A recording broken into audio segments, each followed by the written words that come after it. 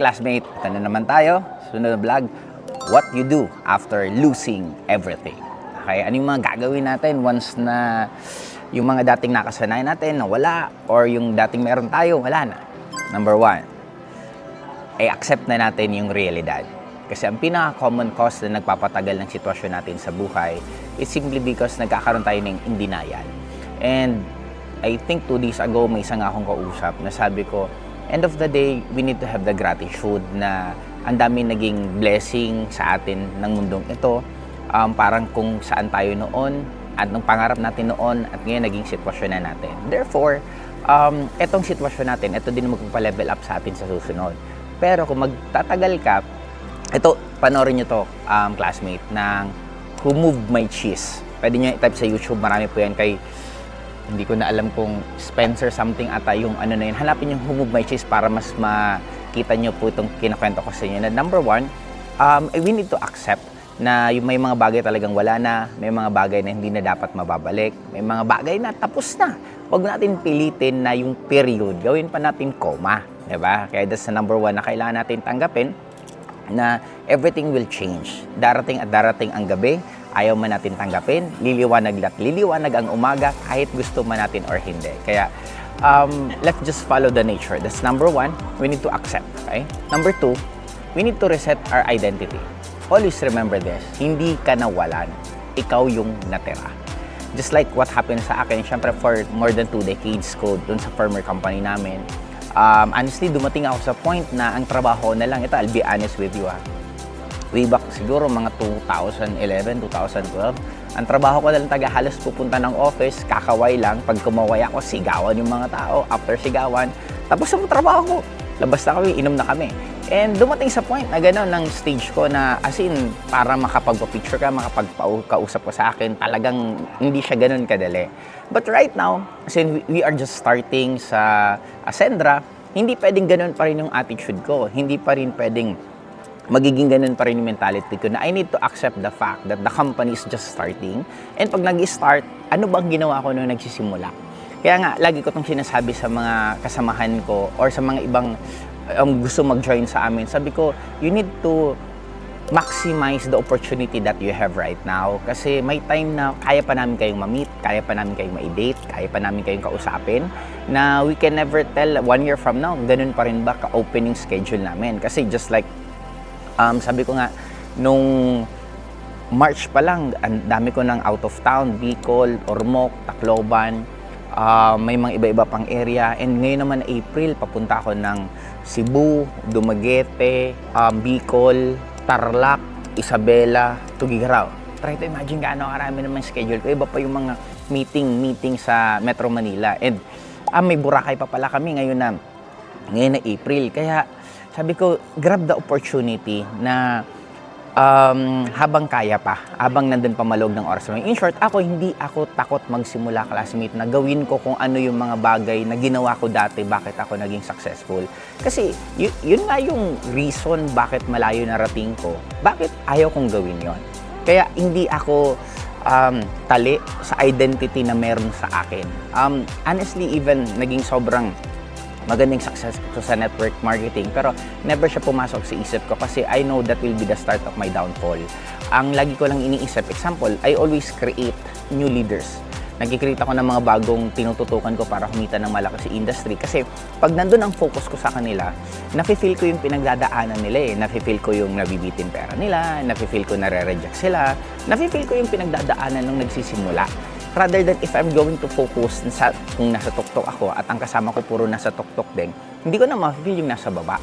Kaya, nung nagkaroon ng transition from my former company to Ascendra, hindi siya masyadong naging mahirap for me nagawin yung mga bagay na ginawa ko dati kasi matagal ko naman siyang paulit-ulit ginagawa, especially nung binuo ko yung grupong Technocrat sa Bicol.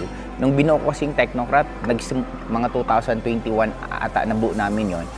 Nagsimula ulit ako noon sa kumakausap ng mga prospect, nag-guide. Naalala ko dati may isang grupo, may isang hub, mag-iisang linggong hindi nag-uusap-usap. Tapos nung na-trace ko, miniting ko sila, napagbati-bati ko sila. Pero alam niyo ang problema nila. Ang problema nila, hindi magkasundo sa ulam kung ano yung iluluto. Kasi yung isa nagdadaye, yung isa naman anong tawag niyan, iba yung gusto niyang kainin kasi gusto niya talagang busog na busog siya. Then, naayos ko yun. After ko naayos, halos pagbabatokan ko isa-isa, sabi ko, pambihira kayo, sabi ko.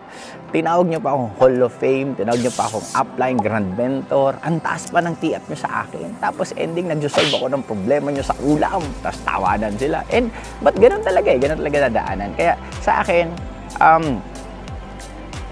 okay lang na magsimula ka ulit, pero lagi kang sinasabi, hindi ka magsisimula sa wala, hindi ka magsisimula sa zero.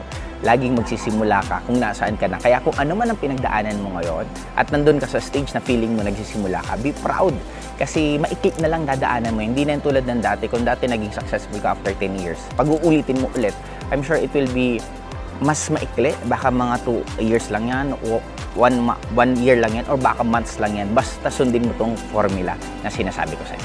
Number 3, rebuild small wins. Ito napaka-importante, classmate, na dapat magkaroon ka ng tinatawag na mini goals. Kasi itong mini goals na to, ito mas magpapalakas ng confidence level mo na lalong ituloy-tuloy mo. Kaya dapat ang small goals mo, connected siya dun mismo sa major goal na ginagawa mo. Just right now sa akin, ang goal ko talaga kung maraming kumita sa Ascendra na mag 1M a month this 2026.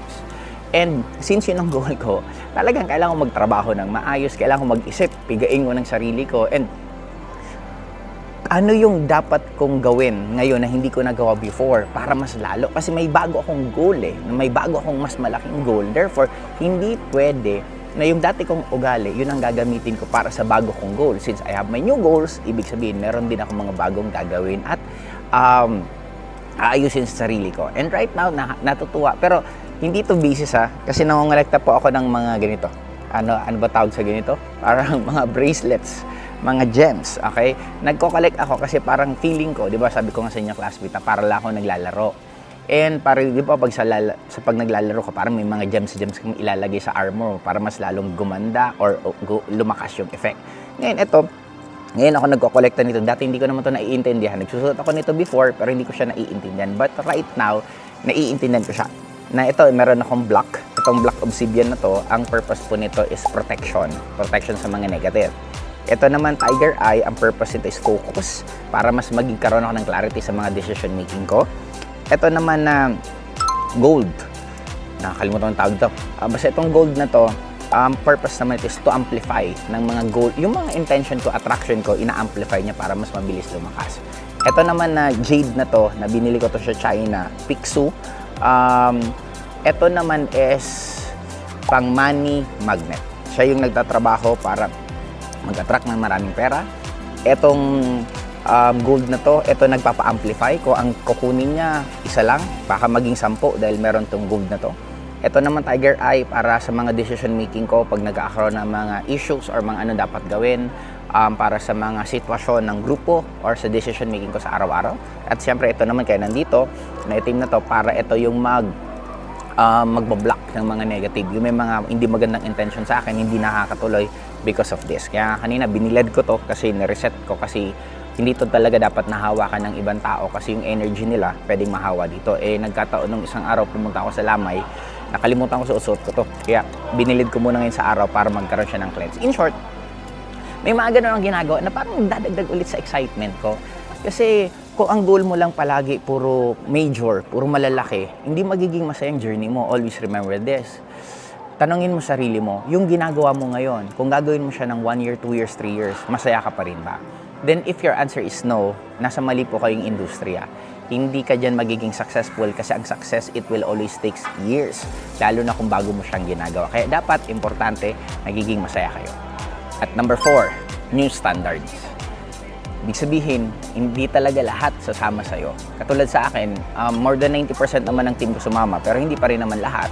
At lalo nang hindi ko naman team na ina-expect ko na pwedeng sumama, hindi rin naman sumama. Pero that's life May mga taong mawawala kasi papalitan sila ng better version na kailangan mo para sa panibagong goals mo. Kaya in short, losing is part of life. Losing is the preparation para sa bagong gusto mong makuha sa mundong to. Kaya hindi kalungkutan, hindi ka dapat malungkot, hindi ka dapat umiyak pag may mga nawawala kasi it meant to happen. But isa lang ang laging sure dyan. Kaya siya may nawawala, kasi meron siyang kapalit na mas maganda at mas bagay para sa new version na gusto mo. Kaya sa inyo pong lahat, okay lang kung ako nagkaroon ng 5 months silent season dito sa vlogging na to, okay lang din na magkaroon ka ng ganon. Basta make it sure na after that, dun ka magkakaroon ng breakthrough. Kaya dito muna ako, classmate, kakain na ako kasi kumakain na po sila. Ayan na po yung mga, ayan, di mo na kasi At ito po yung pagkain namin. Okay, kain na muna kami, classmate.